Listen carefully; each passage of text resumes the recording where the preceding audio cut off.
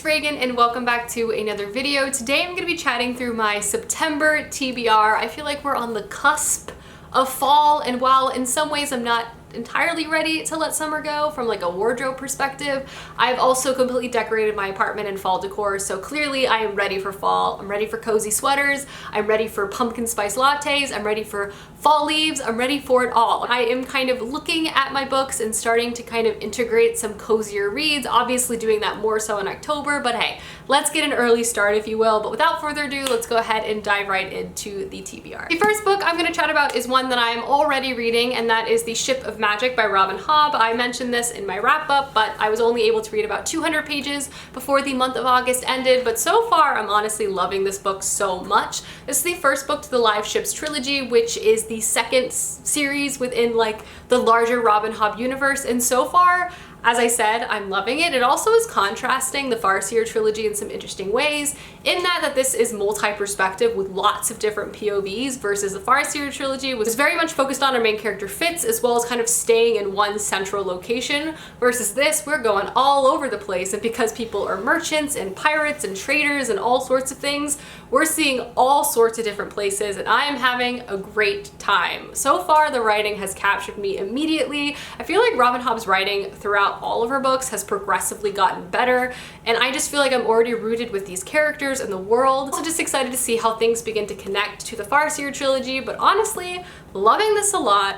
Pirates and merchants and trade routes, all of those things, it's been a great time. So I plan to finish this month and hopefully pick up the second one soon. But yeah, off to a great start. Robin Hobb, big fangirl over here. She is the best. From there, I also hope to pick up Jade City. Speaking of trade and tariffs and all of those things, this is a book that I have heard literally only amazing things from everyone on BookTube. And this is a kind of like Godfather meets fantasy series that just sounds so good. This is set in like one central city, and essentially jade trade rules it all. Not only is jade very expensive, but if you're able to consume it, you get like very powerful magical abilities, and two central crime families kind of control all jade trade, and usually they're at each other's throats, but I think a power balance begins to shift when a third individual kind of enters the market. Not only are they also trying to sell jade, but I think they also found an ability for more people to be able to consume it, which is also kind of putting the power balance at risk. I've heard literally only incredible things about this from everyone, from a political perspective, from a city perspective, from a romance perspective.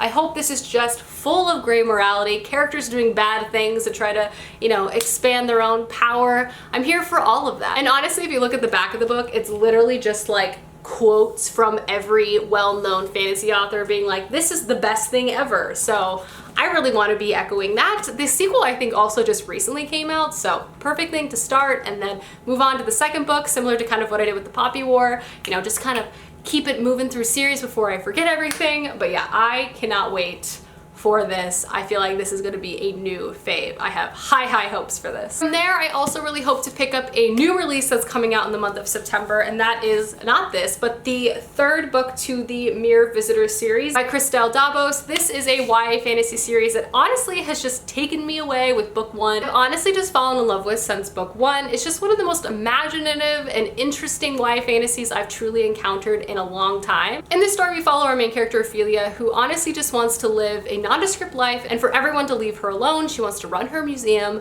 and just go about her day to day. Ophelia also has an interesting set of magical powers. She can touch objects and basically see their entire history. She can also travel through mirrors. Unfortunately, at the beginning of this book, her family has secured her a marriage and match. She's kind of been trying to avoid marriage for a long time, and in her family's frustration, they finally secured her a match in a faraway spire.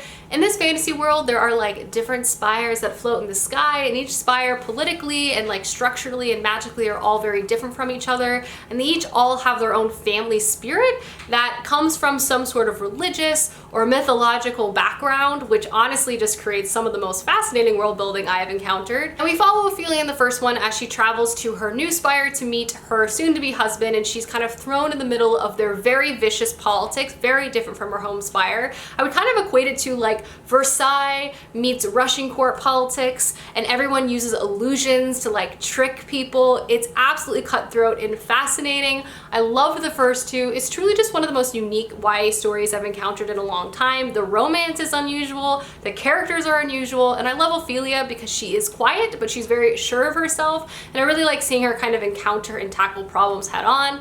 Anyway, I'm very excited for the third book. Comes out early this month and I hope to read it as well. Next up, I am starting a bit of a reread, and that is The Way of Kings by Brandon Sanderson. The fourth book of the Stormlight Archives comes out this November, and I just need to be prepared for that. And that means I want to reread the entire series in preparation. I definitely remember a lot of what's happened in the first 3 books, but I want it to be like top of mind as I'm just so excited for this 4th book to come out. And obviously this is my favorite fantasy series of all time. Yes, I said that, so I feel confident that I'm gonna love it from beginning to end, and it's just gonna be a great way to pass the time, to be frank. But this is a multi-perspective epic story by Brandon Sanderson. We follow a myriad of different characters within this fantasy world, but it's kind of centered on this like endless war that's been happening for a long time. One of the perspectives is an individual in this sort of like group of soldiers fighting on the front lines. Another is a prince or a king, and then another is a spy trying to like get in the good graces of scholars to like steal information to help her family. It's so good. So many good things happen in this. I can't wait to read it, and maybe you guys can read along. Like if you're wanting to read the Stormlight Archives, hey, join on this journey with me. I'm gonna be reading book 1 and hopefully book 2 and 3 before the 4th one comes out. I am so excited. Epic journeys, ancient oaths, fighting, combat, intrigue, it has it all, and I can't wait for it all. I also can't wait to re-enter all the memes of this world too. The next book I hope to read this month is The Space Between Worlds, which is a science fiction novel, as I'm trying to read more sci-fi in the coming months as well. This is a book that honestly intrigued me right when I read the synopsis. It has to do with parallel worlds, and essentially now travel between these parallel worlds is possible, but there's a catch, and that catch is if you have like another existence on that parallel world, you can't travel there, which makes our main character Kara perfect for this because she has died in 372 total worlds, which actually makes her a perfect candidate to kind of be piloting a lot of these programs and doing a lot of like multi-world traveling. But when some of her last remaining like versions of herself begin to be killed off, she's kind of thrown in sort of this political struggle. I hear this also has a great sapphic romance, but truly this sort of multiverse travel and like thriller element really caught my eye, and I'm hoping to love this a lot. So yeah, I really want to read this. It's also not very long, and I feel like a good book to break up some of my longer fantasy reads that I am constantly reading. So yeah, I hope to get to this and share my thoughts, but I think I'm gonna really like it. All right, I promise we're in the home stretch. 2 more books to talk about. The next book I want to read this month is Burn Our Bodies Down by Rory Power. This book I just feel like is kind of like a great book to read now, right before fall. It's a thriller, it's a mystery novel. I don't know, I just want to read something that's like super fast paced, a page turner, also not very long, and one that'll just capture my attention from beginning to end. This follows our main character Margot, who essentially has always lived in a small apartment with her mother, and her mother has always been really discreet about her past and like their family and where she came from growing up. No matter how much Margot tries, her mother will never reveal anything. One day, Margot stumbles on a piece of her mother's past, and she decides to kind of seize it and go investigate, which leads her to a small town. And there she begins to realize that maybe her mother was running from something, or maybe her mother is just lying to her about something. And so begins a dark thriller mystery that has a family drama at its center, which is always my favorite. I hope this is weird. I hope there's lots of small town secrets, and I just want to just be engaged. I would want to fly through this and kind of feel the fall vibes, hopefully the spooky vibe. So definitely excited to pick this up, and I will let you know. I'm still not over this cover. I think it's awesome. And the last book I want to read this month is actually a nonfiction memoir, and that is Becoming by Michelle Obama. This is a memoir that honestly everyone who's read it has loved it, and I read a memoir last month and it's really inspired me to read more. I just want to read more stories from people and their own personal experiences, and I just again have heard exceptional things about this. I'm going to actually be listening to the audiobook as it's narrated by Michelle Obama. Yeah, I really want to read this. And I think obviously this kind of encounters just her whole life, from childhood to obviously being the first lady and everything in between.